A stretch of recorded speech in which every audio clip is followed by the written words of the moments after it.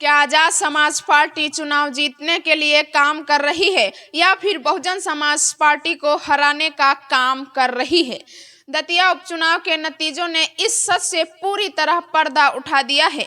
आज जो आंकड़े मैं आपके सामने रखने जा रही हूं, उससे आजाद समाज पार्टी के हर समर्थकों की आंखें खुल जाएंगी।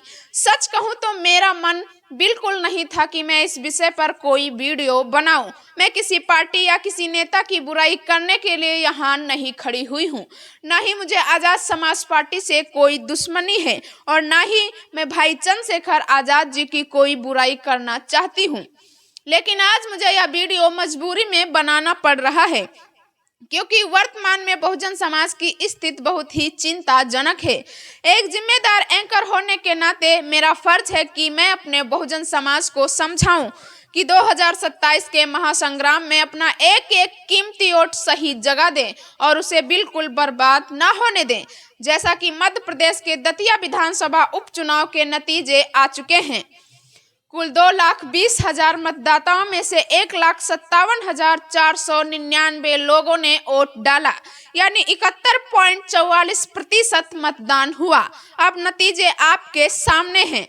कांग्रेस के घनश्याम सिंह 66,757 वोट यानी 42.39% हासिल करके चुनाव जीत गए हैं। बीजेपी के आशुतोष तिवारी 60,741 वोट यानी 38.57% लाकर दूसरे नंबर पर रहे और जीत का अंतर रहा मात्र 6,016 वोट। लेकिन तीसरे नंबर पर खड़े आजाद समाज पार्टी के उम्मीदवार दामोदर यादव मंडल को मिले केवल 22,527 वोट यानी महज 14.30%। बाकी सभी छोटे उम्मीदवारों निर्दलीयों को मिलाकर 5,000 वोट भी नहीं मिले और नोटा को 456 वोट पड़े। तो चलिए अब मैं आपको बताती हूँ कि यहाँ का असली गणित और जाति समीकरण क्या है। दतिया में दलित मतदान लगभग 58 से 60 हजार है, जो कुल आबादी का 26 से 27% है, जिसमें अहिरवार जाटो समाज अकेले 33 से 40 हजार है। ओबीसी मतदाता लगभग 95,000 यानी 53% है, जिनमें कुशवाहा, काछी, यादव, लोधी और बघेल शामिल हैं। सामान्य वर्ग लगभग 60,000 है, जिसमें अकेले ब्राह्मण 33 से 35,000 है, यानी दलित और ओबीसी मिलाकर इस सीट पर अकेले 80% वोट है। अब आगे क्या होगा ये सोचने वाली बात है। मेरा सवाल सीधा और तीखा है।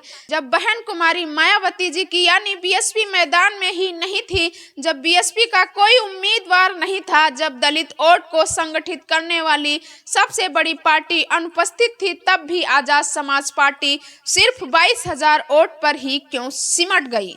जो लोग अक्सर चिल्लाकर कहते हैं कि बीएसपी लड़ेगी तो वोट कटेगा, आज उन्हीं से पूछिए जब दतिया में बीएसपी नहीं लड़ी तब आपकी पार्टी क्यों नहीं जीत पाई? बीएसपी तो पुरानी और कैडर आधारित पार्टी है, वो तो चुनाव लड़ेगी ही, लेकिन जब बीएसपी नहीं थी तब भी आप सिर्फ 14% पर अटक गए और कल को जब बीएसपी मैदान में उतरेगी तब ये लोग फिर बहाना बनाएंगे कि अगर बीएसपी नहीं लड़ती तो हम जीत जाते। खैर, दतिया के इस परिणाम से एक बात साफ जाहिर होती है, उत्तर प्रदेश में 2027 के आने वाले चुनाव में आजाद समाज पार्टी खुद जीतने के लिए काम नहीं कर रही, बल्कि जाने अनजाने में बहुजन समाज पार्टी के वोट काटने का काम कर रही है।